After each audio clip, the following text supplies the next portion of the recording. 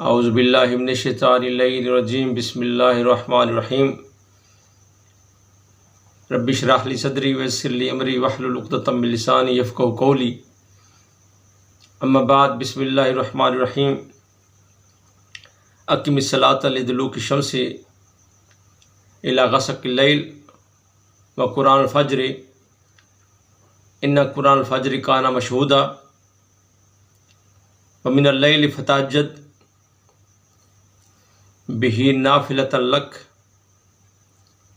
عسیٰ ان یبعثک ربک مقاما محمودا۔ اللہم صلی علی محمد وعلی محمد۔ برادران محترم، یہ ماہ رمضان مقدس مہینہ اور رحمتوں کا مہینہ، ہمیشہ سے جب ماہ رمضان آتا ہے تو ہمارے برادران اہل سنت تراویح کے لیے بندوبست کرتے ہیں۔ جہاں تک شیعہ سنی کی بات ہے، دونوں احترام رمضان کرتے ہیں، اور ماہ رمضان میں ہر مومن مسلمان کی کوشش ہوتی ہے کہ زیادہ سے زیادہ قرآن مجید پڑھے، زیادہ سے زیادہ عبادات کرے اور اللہ تعالیٰ کا قرب حاصل کرے، اور اس پر تمام مسلمانوں کا اتفاق ہے کہ قرآن مجید ماہ رمضان میں نازل ہوا، اور اس میں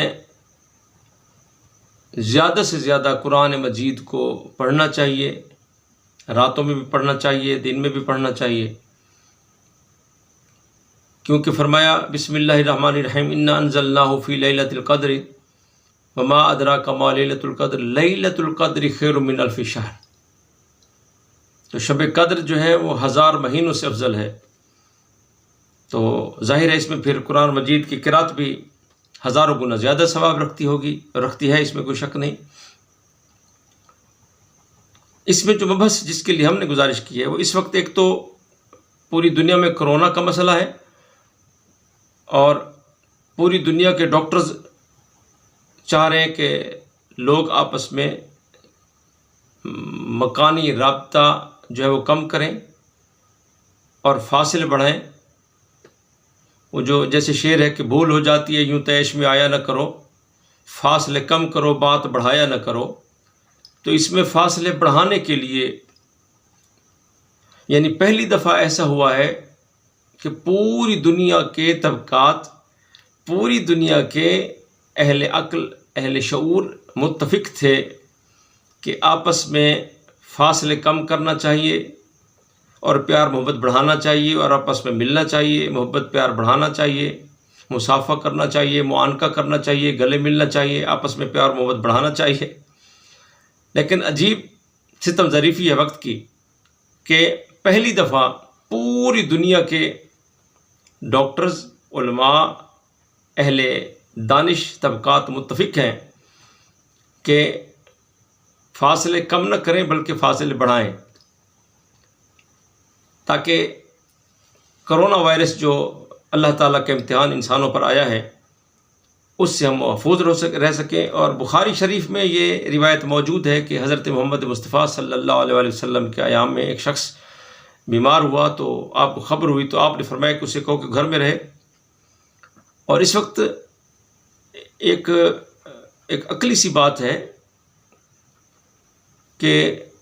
جس فن کا کوئی شخص ہوتا ہے اس مسئلہ میں اس کی طرف رجوع کیا جاتا ہے، تو چونکہ یہ مسئلہ ڈاکٹرز کا ہے اور ڈاکٹرز کہتے ہیں کہ احتیاط کریں، تو تمام علماء کا اتفاق ہے کہ ہمیں حکومت کے ساتھ تعاون کرنا چاہیے اور اتفاق کرنا چاہیے، اور جمعہ نماز اور تراویح میں کوشش کی جائے کہ گھر پر ہی ادا کی جائے۔ اس میں ایک بات جو اہم ترین ہے وہ یہ ہے کہ حکم ہے، سنی شیعہ میں متفق ہے کہ کوشش کی جائے کہ نوافل گھر پر پڑھے جائیں اور فرض جو ہے وہ مسجد میں پڑھا جائے۔ اب جو بحث ہے وہ تراویح پر ہے کہ تراویح نہ تو نماز ہے نہ یہ فرض ہے، نہ یہ سنت رسول ہے. تو اگر فرض کریں کہ یہ آپ استحباباً پڑھتے ہیں یا نوافل کے طور پر پڑھتے بھی ہیں، اور جیسا کہ ہمارے شیعہ کے یہاں بھی حکم ہے کہ ماہ رمضان کی راتوں میں نمازیں پڑھی جائیں اور بخشش کا راستہ ڈھونڈا جائے، اور 19، 21، 23 کی جو راتیں ہوتی ہیں ان راتوں میں زیادہ سے زیادہ عبادت کی جاتی ہے. حکم موجود ہے کہ زیادہ سے زیادہ عبادت کی جائے، لیکن یہ کہیں حکم نہیں ہے کہ اگر آپ نے تراویح نہیں پڑھی تو آپ کا ماہ رمضان نہیں ہے، آپ کے روزے قبول نہیں ہوں گے. نہ یہ اہل سنت میں روایت موجود ہے، نہ شیعہ تو خیر تراویح کا قائل ہی نہیں ہے. شیعہ اس لیے تراویح کا قائل نہیں ہے چونکہ خود اہل سنت کی کتابوں میں بخاری شریف سے لے کر صحیح مسلم، ابن ماجہ، ترمذی شریف، یعنی جتنی بھی حدیث کی کتابیں ہیں، کسی کتاب میں بھی تراویح کا ذکر حضرت محمد مصطفیٰ صلی اللہ علیہ وسلم سے نہیں ہے، بلکہ باب تراویح ہے ہی نہیں. تو پھر یہ کہاں سے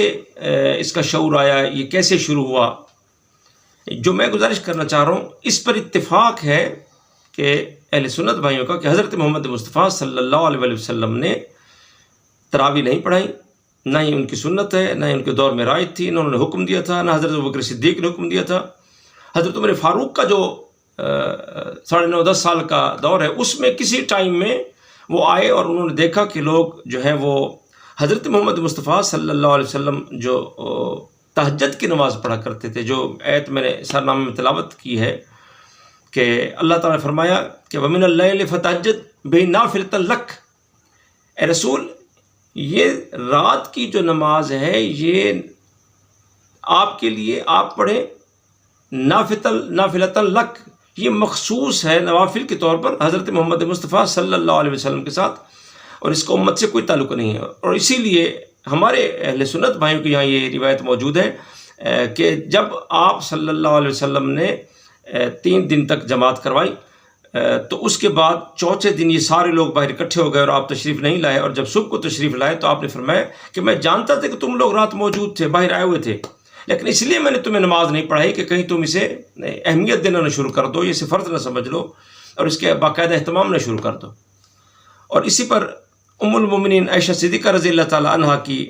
یہ روایت بھی بخاری شریف میں موجود ہے کہ ما کانا یزید فی رمضان ولا فی غیرہ علی 11 رکعۃ، کہ حضرت محمد مصطفیٰ صلی اللہ علیہ وسلم تہجد کی جو نماز پڑھتے تھے وہ اپنی زندگی میں انہوں نے 11 رکعت سے زیادہ کبھی نہیں پڑھائی تھی. تو یہ جو نماز تہجد ہے یہ مخصوص ہے، نافلۃ لک کا لفظ موجود ہے کہ حضرت محمد مصطفیٰ صلی اللہ علیہ وسلم کے لیے نافل ہے، نوافل کے طور پر اللہ تعالیٰ نے اس کا حکم دیا. اور پھر اب یہی ہمارے برادران روایت کرتے ہیں، اپنے بکس میں موجود ہے تمام. میں اب مقصد کوئی حجیت نہیں دکھانا کہ میں نے یہاں علم ثابت کرنا ہے کہ جناب میں پہلی مرتبہ اس پر بات کر رہا ہوں. سنی شیعہ کی اس پر روایت پر اس پر بحث موجود ہے، اور ڈاکٹر طاہر القادری صاحب ہوں یا مولانا اسحاق صاحب ہوں یا مسعود صاحب ہوں آج کل کراچی سے ہیں، یا طارق جمیل صاحب ہوں یا مرزا محمد علی انجینئر ہو جو ایک محقق کے طور پر سامنے آئے ہیں اسی قریبی عرصہ میں، تو ان سب کا اتفاق ہے اس بات پر کہ یہ حضرت محمد مصطفیٰ صلی اللہ علیہ وسلم کا عمل نہیں ہے، ان کی سنت نہیں ہے. تو پھر کس نے شروع کروایا؟ تراویحت ان سے 4 رکعت کے بعد بیٹھ کر تھوڑا سکون کرنا. تو یہ اس سے ماخوذ ہے. تراویحتان 8 رکعت کے بعد، اور تراویح پھر 12 کے بعد یا 11-12 یا جو بھی ہے وہ 12 کے بعد 16 سمجھ لیں، 18 سمجھ لیں، 20 سمجھ لیں. تو یہ ایک اصطلاح انہوں نے خود بنائی، ان کے فقہا نے بنائی. ظاہر ہے کہ کسی بھی آیت میں یا کسی بھی روایت میں واجب یا سنت کے لفظ کم و بیش ہوتے ہیں، پھر فقہا اور مجتہدین کا کام ہوتا ہے کہ وہ اس سے استنباط کریں، استخراج کریں اور پھر اس پر وہ اپنا حکم بتائیں کہ اس کے بارے میں یہ واجب ہے، فرض ہے، مستحب ہے، سنت ہے، نوافل کے طور پر ہے. تو یہ علماء و مجتہدین کا کام ہوتا ہے، فقہاء کا کام ہوتا ہے کہ وہ اس پر پھر اپنا حکم لگاتے ہیں، بتاتے ہیں، اپنے اپنے مسلک کے جو علماء ہوتے ہیں وہ بتاتے ہیں. تو تراویح جو ہے وہ حضرت محمد مصطفیٰ صلی اللہ علیہ وسلم کے بعد کی زندگی میں جو ہے وہ نہیں تھی، اور آپ تہجد کی نماز پڑھا کرتے تھے. اور حضرت عمر فاروق اپنے دور میں آئے اور دیکھا کہ لوگ جو ہے وہ اپنے اپنے طور پر بیٹھ کے عبادت کر رہے ہیں. ظاہر قرآن مجید پڑھنا مقصود ہوتا ہے. تو آپ نے ابی بن کعب اور تمیم داری کو کہا کہ تم جو ہے اس کی جماعت کا اہتمام کرو. اور کمال کی بات یہ ہے کہ یہ کہہ کے جماعت کی نماز پڑھا کے اور پھر فرمایا، حضرت عمر نے کہا کہ نعم البدعت ہو، بہترین بدعت ہے. اور پھر اس سے زیادہ پرلطف بات یہ ہے کہ آپ نے خود زندگی میں کبھی تہجد نہیں پڑھی. اس کا مقصد ہے کہ ان کے نزدیک یہ ثابت تھا کہ یہ سنت رسول نہیں ہے، یہ عمل نبی نہیں ہے، بلکہ انہوں نے دیکھا کہ لوگ پڑھ رہے تو چلے ان کو ایک نئے کام پہ لگا دیا. ایک بات ہوئی. دوسری بات یہ ہوئی کہ اس پر جتنی بھی بخاری شریف سے لے کر جتنی بھی ہماری حدیث کی اہل سنت بھائی کتابیں ہیں، اس میں قیام رمضان کے نام سے یہ باب ہے کہ قیام رمضان کی راتوں میں جو ہے وہ کیسے کیا پڑھا جائے، کون سی نماز پڑھی یا کون سے نوافل پڑھے جائیں، اس پر یہ باب ہے. اور کہیں بھی تراویح کے طور پر حدیث کی کسی کتاب میں یہ چیز موجود نہیں ہے. اس میں سب سے زیادہ جو اسٹکلی موقف سامنے آیا ہے وہ علامہ منظور مینگل صاحب جو کوئٹہ سے تعلق رکھتے ہیں اور آج کل کراچی میں ہوتے ہیں، ان کا آیا ہے. بڑے توق کھایا، انہوں نے بہت جمپ لگائے، بہت بھاگے اور بہت وہ انہوں نے کوسا شوسا لوگوں کو. اور پھر انہوں نے کہا کہ جناب حکومت بندوبست کرے اور بلائے، اور ان علماء کو جو ہم پر تنقید کرتے ہیں اور وہ ہمارے سامنے اور ہماری بیٹھ کے بات کروائی جائے. لیکن جیسے کہ وہ ان کی عادت ہے، ایسے جھوٹ بولتے رہتے ہیں، باتیں کرتے رہتے ہیں. ایک دفعہ ایران کا کہا کہ جی میں وہاں جیت گیا تھا، بس میں نے بتایا کچھ نہیں کس بات میں جیتے تھے. فلاں جگہ میرا مناظرہ ہوا، بس میں نے جناب یہ ایسی کی تیسی کر زبردست کر دیا، کس بات میں بتایا نہیں جی. ابھی بھی 20-25 منٹ کا ان کا ایک گفتگو ہے، ان کا خطاب ہے، لیکن ایک حدیث یا روایت سے یہ ثابت نہیں کر سکے کہ یہ سنت رسول صلی اللہ علیہ وآلہ وسلم ہے. قطعی طور پر نہیں، ہو ہی نہیں سکتا، چونکہ ہے ہی نہیں. جب یہ سنت ہے ہی نہیں، حکم ہے ہی نہیں، تو پھر حکومت کے لیے پریشانی کیوں؟ جب شرعی طور پر یہ نماز ہے ہی نہیں، آپ نے اپنے طور پر ایک ثواب کے لیے آپ پڑھ سکتے ہیں. کوئی شخص کسی ٹائم بھی 2 رکعت نماز پڑھ سکتا ہے، اپنے کسی کام کے لیے پڑھ سکتا ہے، اپنی خیر و برکت کے لیے پڑھ سکتا ہے، اپنے رزق کے لیے پڑھ سکتا ہے. قرآن کسی وقت آپ پڑھ سکتے ہیں، اور قرآن مجید کا رمضان میں پڑھنے کا تو ویسے حکم موجود ہے. تو انہوں نے پھر اس کو یعنی زور دینا شروع کر دیا کہ جناب نہیں جی بس فلاں ہے غلط کہتا ہے، فلاں غلط کہتا ہے. تو بھائی جان آپ کوئی روایت پیش کر دیتے، ثابت کر دیتے. کم از کم آپ کہہ رہے ہیں کہ میں اگر حد تو یہ ہے کہ بلا برادران کہ کیا کہا جائے، ہماری ٹوٹل حدیث کی کتابوں میں کسی جگہ یہ روایت تک موجود نہیں ہے کہ لا الہ الا اللہ محمد رسول اللہ بطور کلمہ پڑھا جائے. کسی بھی چیلنج ہے ہمارا، کسی بھی کتاب میں یہ موجود نہیں ہے کہ لا الہ الا اللہ محمد رسول اللہ پڑھا جائے. اس پر میری علیحدہ سے ایک تقریر ہے، یوٹیوب میں موجود ہے، وہاں اگر آپ دیکھیں گے تو میرے چینل کو، تو وہاں اس پر میں نے کلمہ پر بحث کی ہے، اور جہاں شہادت ثالثہ پر ہماری بحث ہے تو اس پر میں نے اس پر کلمہ پر بحث کی ہے کہ کلمہ واجب ہے یا نہیں ہے، کلمہ پڑھنا چاہیے نہیں پڑھنا چاہیے، کب پڑھنا چاہیے. تو یہ میں چیلنج کر کہہ رہا ہوں کہ ہماری اہل سنت کی کسی کتاب میں لا الہ الا اللہ محمد رسول اللہ کلمہ طیبہ کے نام سے موجود ہی نہیں ہے. یہ پوری ہمارے اہل سنت کی کتابوں میں کہیں بھی یہ لفظ بطور جیسے وہ ہے نا کہ یہ متفق ہے کہ ما جاءت الکلمۃ الطیبۃ براسها فی حدیث واحد صحیح، کسی بھی صحیح حدیث میں کلمہ طیبہ لا الہ الا اللہ محمد رسول اللہ کا ذکر ہمارے اہل سنت بھائی کو یہاں موجود نہیں ہے. تو اسی طرح تراویح کا بھی کسی بھی صحیح حدیث میں ذکر موجود نہیں ہے، لیکن اس پر عمل ہو رہا ہے، اس پر زور دیا جائے. بلکہ اب تو انہوں نے 6 کلمے بنا لیے ہمارے بھائیوں نے، پتہ نہیں کہاں سے بنا لی. ایک کلمے کا حکم نہیں ہے، 6 کلمے کا انہوں نے اپنی طرف سے گھڑ لیا. بس کمال کے لوگ ہیں، ضد کرے جا رہے ہیں، ضد کرے جا رہے ہیں، ضد کرے جا رہے ہیں. اب ضد ہے کس چیز پہ؟ کہ تراویح جناب جی ہمیں پڑھنے دیجیے، حالانکہ چونکہ اس کا تعلق ہے ہمارے مولوی صاحب کی روٹی روزی سے، کسی بھی کتاب میں اس کا ذکر نہیں ہے. ابی بن کعب اور تمیم داری کو حضرت عمر نے کہا کہ تم دونوں اس کو باجماعت کرو. اب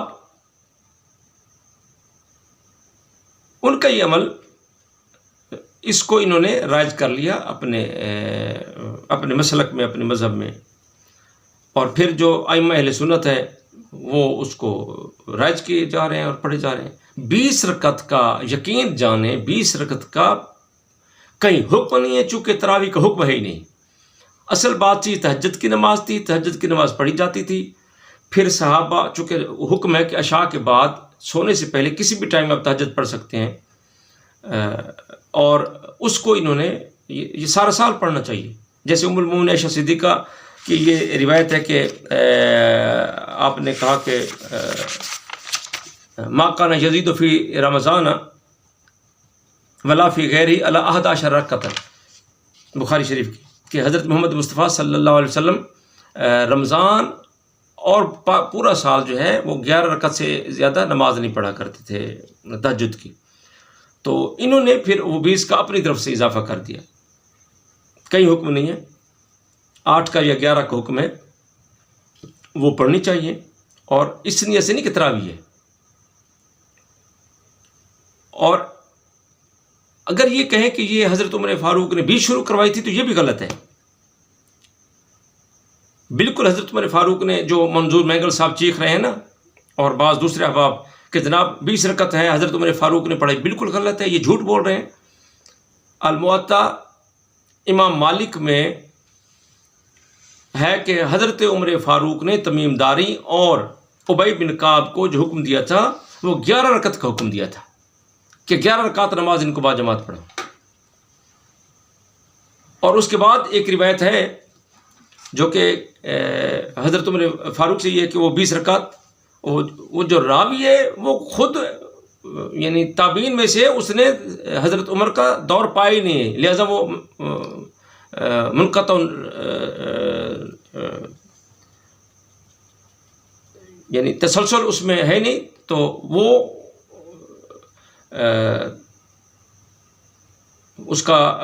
جو یہ بیان ہے وہ بالکل غلط ہے، بالکل جھوٹ ہے، چونکہ اس نے حضرت عمر کا زمانہ ہی نہیں پایا. تو اب جو میں آخر میں اب یہ گزارش کرنا چاہوں گا کہ یہ جو ہے پھر انہوں نے رائج کی اپنے طور پہ. ہاں ایک بات اور اس ان میں ہے، منظور مینگل صاحب اس پہ زور دے رہے تھے، مجھے افسوس ہوا کہ جناب کعبہ شریف میں جب سے پڑھی جا رہی ہے 20 رکعت پڑھی جا رہی ہے. بالکل جھوٹ کہہ رہے ہیں آپ. کعبہ سے باہر تمام مساجد میں 8 رکعت پڑھی جاتی ہے، پورے عرب میں 8 رکعت پڑھی جاتی ہے. 20 رکعت کا سعودیہ والوں نے فقط کچھ عرصہ انہوں نے شروع کروایا، اور پھر لوگوں کے تماشے کی وجہ سے اور لڑائی جھگڑے سے محفوظ رکھنے کے لیے انہوں نے ان کو کہا کہ ہے تو نو فیور، یعنی ثواب بھی ہے نا، ثواب کے لیے تو 20 رکعت پڑھ لیں. جب حضرت امام مالک نے سنا کہ 20 رکعت پڑھائی جا رہی ہے، لوگ 20 رکعت پڑھ رہے ہیں، تو آپ 40 سے بھی زیادہ پڑھا کرتے تھے، 40 رکعت سے بھی زیادہ پڑھتے تھے. ثواب ہے. کہنے کا ہمارا مقصد یہ ہے کہ تراویح بصورت نماز حضرت محمد مصطفیٰ صلی اللہ علیہ وسلم سے روایت بالکل نہیں ہے، نہ کسی صحیح حدیث میں ہے، نہ کسی مرسل میں ہے، نہ خبر واحد میں ہے، کسی طور پہ کسی روایت میں یہ موجود نہیں ہے. اور یہ حضرت عمر فاروق کا عمل بھی نہیں ہے، جیسا کہ ہم نے موطا امام مالک کی یہ روایت پیش کی کہ حضرت عمر نے ابی بن کعب اور تمیم داری کو 11 رکعت پڑھانے کا حکم دیا تھا. تو لہٰذا اب اس بات پہ جھگڑا کیسا، اور حکم ہے کہ نوافل گھر میں پڑھ کر آؤ. اگر یہ نوافل کے طور پہ بھی تسلیم کر لی جائے، اگر آپ کے لیے تسلیم کر لیتے ہیں کہ چلے آپ کو دل رکھنے کے لیے، تو نوافل کے لیے تو حکم ہے کہ گھر میں پڑھی جائیں. اور پھر جب پوری دنیا کے ڈاکٹرز کہہ رہے ہیں کہ کرونا کی وجہ سے جون جولائی میں پاکستان میں 2 لاکھ سے زیادہ پازیٹیو جو ہیں وہ لوگ ہو سکتے ہیں اس مرض سے، جب اتنا خطرہ ہے اور دن بدن تعداد سینکڑوں کے لحاظ سے پاکستان میں بڑھ رہی ہے، تو کیا ہم اپنے فقط پیٹ کی خاطر، 4 ٹکے کی خاطر ہم اپنی پوری امت کو تباہی اور بربادی کے راستے پر ڈال دیں؟ تو ہماری گزارش ہے علماء کرام، اہل سنت علماء کرام سے، دیوبندی، بریلوی اور ان سے کہ اہل حدیث سے بھی، کہ وہ مہربانی کریں کہ وہ اجماعی فتویٰ دیں اور کہیں لوگوں سے کہ وہ جمعہ نماز بھی گھروں میں ادا کریں، اور تراویح جو کہ شرعاً کوئی حکم نہیں ہے، اور جمعہ بھی واجب نہیں ہے، آپ کو پتہ ہے، تو جمعہ نماز جو ہے وہ بھی اگر گھروں میں پڑھ لیں تو کوئی قباحت نہیں ہے، چونکہ قرآن میں 5 نمازوں کا حکم ہے. تو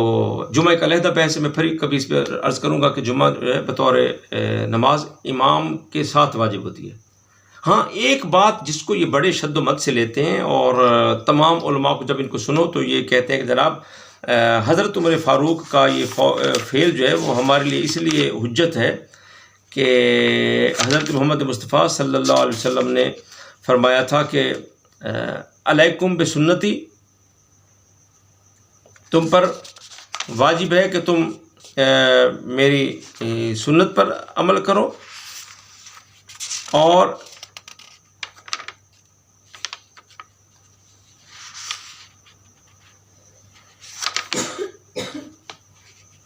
سنت خلفائے الراشدین المہدیین صلوات اللہ تعالیٰ علیہ، اور میرے جو خلفاء مہدیین راشدین ہیں، جو مہدی بھی ہیں، جو رشد و ہدایت پر بھی ہیں، تم پر واجب ہے کہ میری سنت پر عمل کرو، اور میرے جو خلفاء راشدین مہدیین صلوات اللہ تعالیٰ علیہ ہیں علیکم، ان کے عمل کو بجا لانا آپ پر واجب ہے.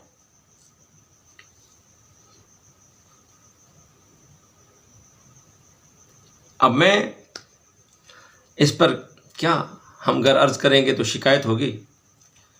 یہاں لفظ خلفائی، میرے جو خلفاء ہیں، اور دوسری حدیث میں آپ نے فرمایا کہ میرے خلفاء 12 ہیں، سارے کے سارے قریش سے ہوں گے، بنی ہاشم سے ہوں گے، اور میرے اہل بیت میں سے ہوں گے. اور پھر ہمارے شیعہ کتب میں 12 کے نام بتائے، پہلے مولا علی علیہ السلام، پھر امام حسن علیہ السلام، پھر امام حسین علیہ السلام، پھر امام زین العابدین علیہ السلام، پھر امام باقر علیہ السلام، پھر امام جعفر صادق، پھر امام موسیٰ کاظم علیہ السلام، پھر امام محمد تقی علیہ السلام، پھر امام رضا، پھر محمد تقی، پھر علی نقی، پھر حسن عسکری، پھر امام مہدی علیہ السلام، جن کا یہ زمانہ چل رہا ہے. ان کے بارے میں رسول پاک صلی اللہ علیہ وسلم فرما رہے ہیں کہ میرے جو خلفاء مہدی ہیں، اور مہدی یاد رکھیے گا آپ کے کسی خلیفہ کے ساتھ مہدی کا لفظ نہیں لگتا. آپ کے خلفاء وہ بھی تھے جو کہتے تھے کہ میں کبھی کبھی بھول جاتا ہوں، اگر میں ممبر پہ ہوں اور غلطی کروں تو مجھے سنبھال لینا. اور حضرت عمر کہا کرتے تھے کہ لولا علی لہلک عمر، اگر علی علیہ السلام نہ ہوتے تو میں ہلاک ہو جاتا، کیونکہ وہ حضرت علی علیہ السلام سے فتویٰ لیتے تھے، دین لیتے تھے، اسلام لیتے تھے. تو خلفاء سے مراد مولا علی علیہ السلام اور ان کے 11 بیٹے ہیں، اور وہی مہدی ہیں، اور وہی راشد ہیں، اور آخری مہدی امام مہدی علیہ السلام ہیں. مگر آپ کے جو امام ہیں یا جو آپ کے جو خلیفے ہیں، ان میں تو پھر ہم عرض کریں گے تو شکایت ہوگی، پھر اس میں تو یزید بھی ہے، پھر اس میں تو مروان بھی ہے. تو اگر یہ ایسا لانتی شخص آپ کے لیے مہدی اور ہے، اور راشد بھی ہے، اور رشد و ہدایت پر ہے، تو ہمارا اس اسلام کو بھی سلام، اور تمہارا اس مہدی کو بھی سلام. ہم اس دین سے آپ کے گئے، اور آپ کی اس روایت سے بھی گئے. ایسے لانتی لوگ، مروان جیسے لانتی کافر لوگ، یزید جیسے لانتی لوگ، وہ آپ کے لیے حجت بن جائیں گے، اور آپ کے لیے علیکم بسنتی و سنتی خلفائے راشدین المہدیین. تو نعوذ باللہ سے مراد یہ ہیں لوگ. آپ پورے اپنے 12 خلیفے بتائے تو صحیح کہ رسول پاک صلی اللہ علیہ وسلم نے فرمایا تھا کہ میرے بعد جو خلیفے ہوں گے ان کی سنت تم پر واجب ہے، میری سنت اور ان کی سنت. تو پھر خلیفے بتائیں نا کون سے ہیں. تو وہ خلفاء کون ہیں؟ وہ مولا علی علیہ السلام ان کی اولاد ہے، اور مولا علی علیہ السلام کے مذہب میں، دین میں جو انہوں نے بتایا اس میں نہ تراویح ہے، نہ تراویح کا حکم ہے، اور نہ ہی نماز جمعہ واجب ہے۔ ہمارے تمام علماء کا اتفاق ہے کہ جمعہ واجب نہیں ہے، اور تواتر جو حجت ہوتا ہے، تعامل حجت ہوتا ہے، آپ کو پتہ ہے، اور اجماع ہے علماء کا کہ جمعہ واجب نہیں ہے، امام کے ساتھ واجب ہے، خلیفہ وقت کے ساتھ واجب ہے۔ تو جب جمعہ واجب ہی نہیں ہے، جب تراویح واجب ہی نہیں ہے، تو پھر آپ نے کیوں حکومت کو عذاب میں ڈالا ہوا ہے؟ اور افسوس ہوتا ہے ہمیں حکومت سے، میں اس پہ تعامل نہیں کروں گا، میں گزارش کروں گا حکومت سے کہ افسوس ہے کہ آپ لوگ ان کے سامنے گر جاتے ہیں، اور ان کے مطالبے کے سامنے آپ ڈٹ گئے، یہ ڈٹ گئے تو آپ پیچھے ہٹ گئے اور آپ نے ان کی بات مان لی۔ شریعت میں ایک چیز واجب ہے ہی نہیں، اس کا حکم ہی نہیں ہے، اس کا نمازوں میں حکم ہی نہیں ہے، اور انہیں اپنی روزی روٹی کے لیے بنا رکھے، تو آپ نے اس کو سرخم تسلیم کر لیا، اور اس کی وجہ سے چاہے لاکھوں لوگ مر جائیں، چاہے لاکھوں لوگ بیمار ہو جائیں، جبکہ یہ متفق ہے کہ اگر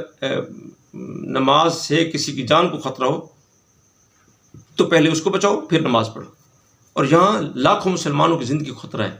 مکہ مدینہ میں نوافل بند، تراویح بند، جمعہ بند، ایران عراق میں بند، پوری دنیا کے جو اسلامی مراکز ہیں مصر بند، اور آپ یہاں فقط 4 مولویوں کے ڈر سے آپ نے یہ حکم دے دیا۔ تو ہماری گزارش ہے اس گفتگو کے ذریعے سے، اور اس یوٹیوب کے چینل اور فیس بک کے ذریعے سے میں گزارش کر رہا ہوں حکومت وقت سے کہ وہ مہربانی کریں ہمارے افواج پاکستان سے، جو دن رات اس موذی مرض سے بچانے کے لیے کوشش کر رہے ہیں، اور ہمارے ڈاکٹرز، میں سلام کرتا ہوں اپنے ڈاکٹرز کو کہ جو دن رات 20 ڈاکٹر اس بیماری میں مبتلا ہو چکے ہیں، اور وہ ہاتھ جوڑ جوڑ کے منتیں کر رہے ہیں کہ مہربانی کریں، علماء کرام سے کہیں کہ جو چیز فرض نہیں ہے، جو واجب نہیں ہے، جو نبی پاک صلی اللہ علیہ وسلم نے آپ کے لیے واجب نہیں کی،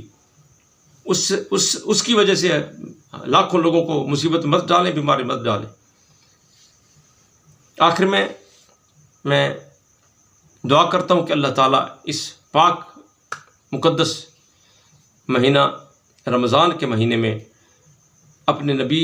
رحمۃ للعالمین حضرت محمد مصطفیٰ صلی اللہ علیہ وسلم کے واسطہ اور وسیلہ سے، اور ان کے اہل بیت علیہ السلام کے واسطہ وسیلہ سے، اور صحابہ کرام رضوان اللہ تعالیٰ علیہم کے واسطہ وسیلہ سے، مالک ہمیں اس مصیبت سے نجات عطا فرما، یہ جو امتحان ہے اس سے نجات عطا فرما، اور جو لوگ بیمار ہیں انہیں شفا عطا فرما، اور دنیا میں جہاں کہیں، امریکہ میں، برطانیہ میں، فرانس میں، جرمنی میں، ایران میں، سعودیہ میں، جہاں جہاں بھی بیمار ہیں مالک ان پر رحم فرما، اور اس بیماری سے انسانیت کو نجات عطا فرما، اور اپنے امام مہدی علیہ السلام کے وجود کے صدقے اس امت محمد مصطفیٰ صلی اللہ علیہ وسلم پر خصوصاً اور پاکستان پر خصوصی رحم فرما۔ ایک غریب ملک ہے مالک، ہمارے وزیر اعظم عمران خان کو اور ہماری فوج پاکستان اور ہمارے ڈاکٹرز کی توفیقات میں اضافہ فرما، اور انہیں اپنے مشن میں کامیابی عطا فرما۔ وما علینا الا البلاغ۔